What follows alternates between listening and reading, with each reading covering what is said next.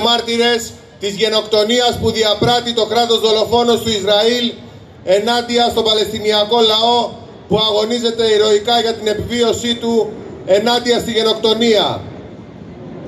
Η ανάφλεξη στην περιοχή δεν ξεκίνησε στις 7 Οκτώβρη του 2023. Είναι μια ιστορία που κρατάει δεκαετίες.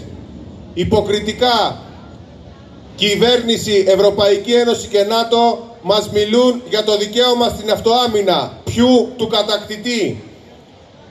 Τα σωματεία που βρισκόμαστε εδώ σήμερα, ο απλός λαός και στην Ελλάδα αλλά και σε όλο τον κόσμο έχει δείξει στην πράξη ότι δεν μασάει από αυτό το παραμύθι, ότι στέκεται αλληλέγγυος στον ηρωικό αγώνα του Παλαιστινιακού λαού που ζητάει το αυτονόητο, να ζήσει και να ζήσει ελεύθερος στη γη του.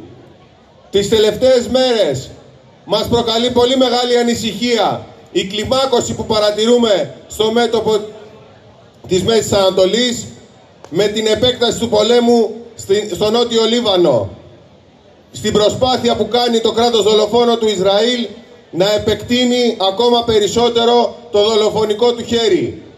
Οι λαοί έχουμε τη δύναμη να σταματήσουμε όλους τους πολεμικούς σχεδιασμούς του αδίστακτου, του αιμοβόρου υπερρεαλιστικού χεριού του ΝΑΤΟ και των υπερρεαλιστικών συμφερόντων που μένονται στην περιοχή.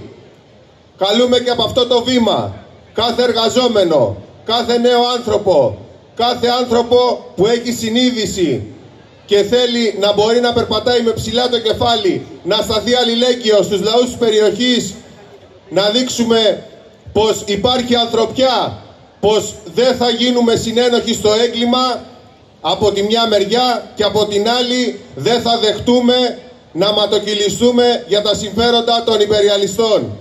Συνεχίζουμε και δυναμώνουμε τον αγώνα μας με την αλληλεγγύη στον Παλαιστινιακό λαό, στο λαό του Λιβάνου και σε όλους τους λαούς της περιοχής.